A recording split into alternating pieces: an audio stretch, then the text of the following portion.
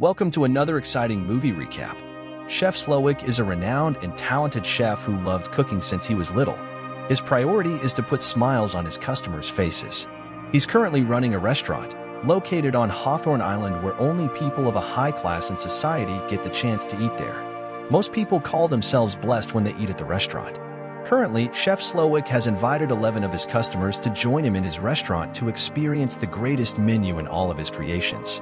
Present are Tyler, a cook, and Margot, Soren, Bryce, and Dave, who work for Doug Verrick, Chef Slowik's investor, Richard and his wife, and Ted and Lillian, a food critic who discovered Chef Slowik, George, an actor, and his girlfriend, Felicity.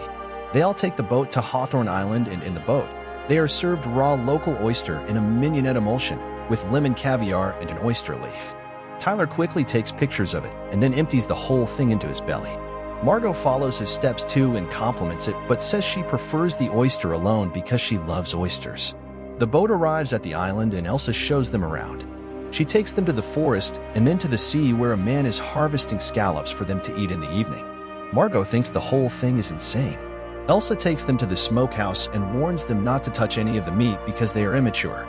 She takes them to the room where everyone who works in Hawthorne lives, and she tells them about the strict schedule they follow because Chef Slowik holds himself to the highest standard. Tyler wants to see Chef Slowik's house, but Elsa informs him that no one is allowed in there. Now in the restaurant, Elsa issues a firm warning to them, saying no one should take pictures of any of the dishes because Chef Slowik despises that. Tyler goes to one of the cooks and asks if they use a Paco jet in making the milk snow-like. When the cook says yes, he begins to explain how it works and tells Margot that he has won. The cook commends him for knowing all that and kindly asks him to go back to his seat because the food will be ready in no time. In the corner of the restaurant is Chef Slowik's mom, who can't stop drinking. Chef Slowik arrives and they are served with amuse-bouche, that is compressed and pickled cucumber melon, milk snow, and charred lace. Lillian begins her criticism. While Felicity is trying to end things with George, Tyler is busily taking pictures of the food and Elsa eventually sees him. Felicity hands George the work phone, credit card, and keys to his house in LA and apartments in New York. Soren, Bryce, and Dave begin to talk about their personal lives. Soren says his relationship with his girlfriend is sinking because he texted her coworker. His friends advise him not to worry much about it because work and money are their priority. Tyler is obsessed with the food and everything around, but Margot isn't. Everything seems to be normal for her. Chef Slowik officially welcomes his customers and introduces the first course, the island, consisting of plants from around the island, placed on rocks from the shore, covered in barely frozen filtered seawater. Tyler sets off talking again, explaining the whole dish to Margot. He mentions that they are going to have the scallops that the man was fishing for when they arrived. Chef Slowik hears Tyler speaking and confronts him. Tyler apologizes for his behavior, and Chef Slowik continues his speech for some time and then asks them to enjoy their meal. Tyler finds Chef Slowik's words touching and begins to tear up.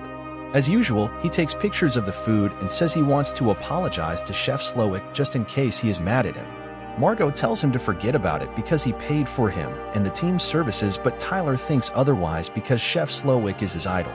Lillian gives her remarks on the food, saying all the flavors are there and clean. She also adds that watching everything, they are eating the ocean, and Ted agrees with her. Displeasure shows on Chef Slowik's face when he spots Tyler eating Margot's food. Minutes later, Chef Slowik introduces the second course. He explains how long bread has been in existence in so many years, especially amongst the poor. He believes that bread is for the common man, therefore, the second course will be served without bread. The second course, breadless bread plate, comprises savory accompaniments only. The customers think he's just joking and will bring the bread, but when he doesn't, they go on to lick the accompaniments.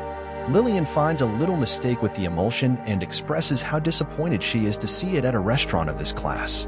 As always, Ted agrees with her. Tyler says he likes the second course so much, but Margot lets him know that serving them without bread is an insult. While Lillian and Ted are conversing, Elsa brings a bowl full of the broken emulsion to Lillian.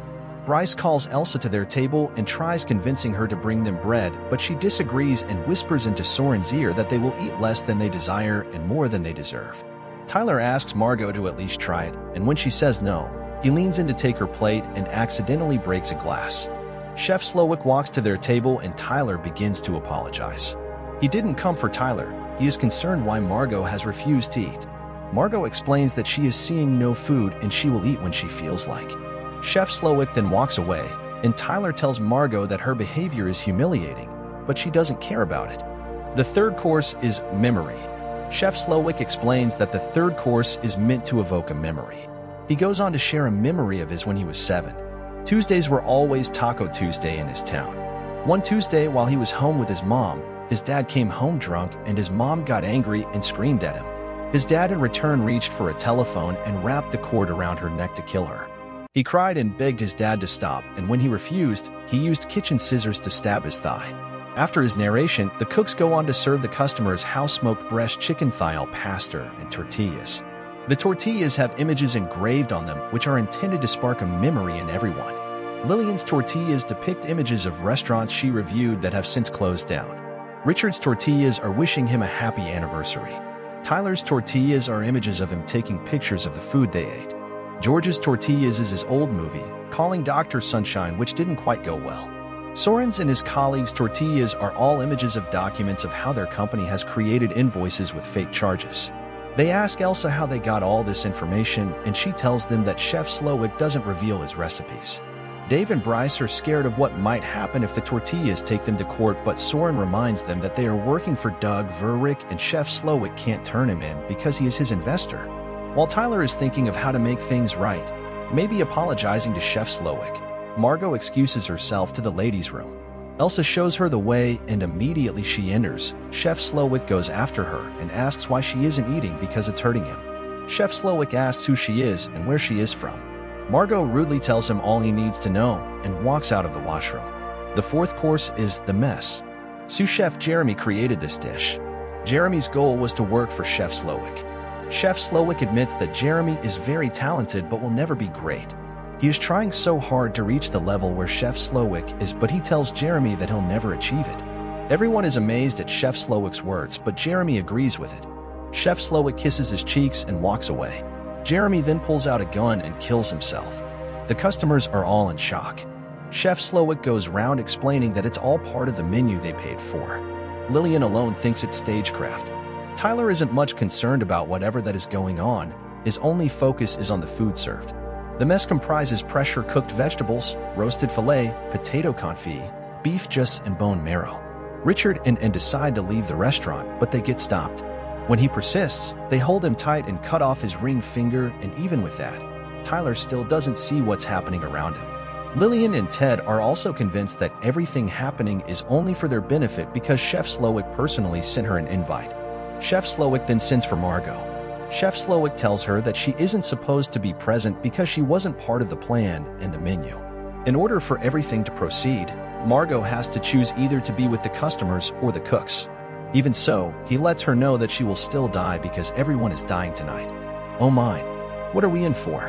While the next course is getting ready, George, Soren, and his colleagues decide to storm the kitchen and stab all the cooks.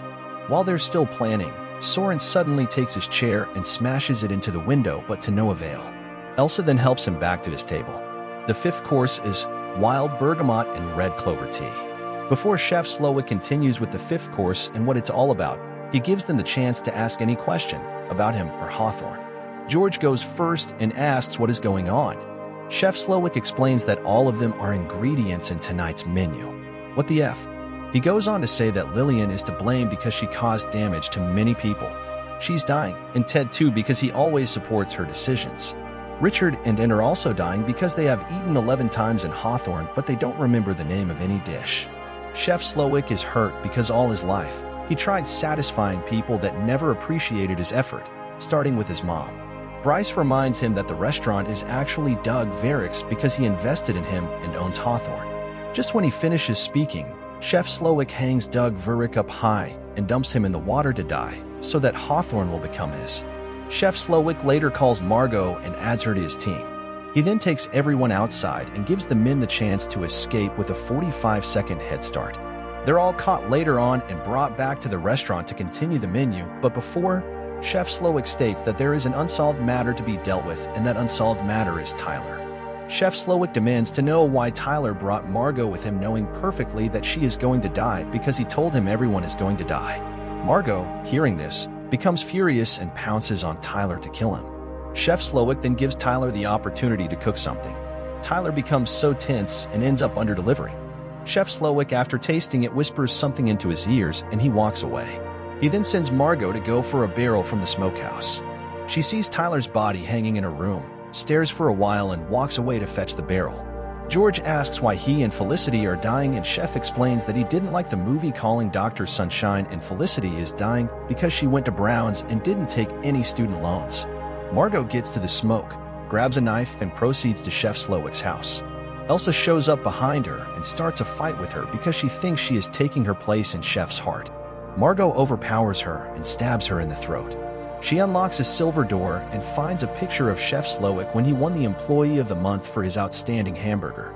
She makes it back to the restaurant with the barrel, covered with bloodstains. While the last meal is getting ready, Margot draws everyone's attention and addresses Chef Slowick that he has starved her since she came because of the absence of love in his meals. This gets to his heart so much, and he asks her to order any food of her choice so that he will personally prepare it for her, something he has done for ages. Margot orders a cheeseburger and fries, although no one was allowed to eat bread at the restaurant, and Chef Slowick willingly accepts to make it. Chef Slowick carefully makes Margot her cheeseburger with lots of love. Margot takes a bite, loves it, and asks him to pack the rest for her to take away. Chef Slowick does it, adds a gift bag, and thanks her for dining at Hawthorne. Margot pays for her cheeseburger and leaves. For the final course, the s'more, the cooks spread graham crackers all over, wearing the remaining customers marshmallow vests and chocolate crowns. Chef Slowick asks them to embrace the purifying fire that he's about to set. While this is going on, Margot finds a boat and drives away.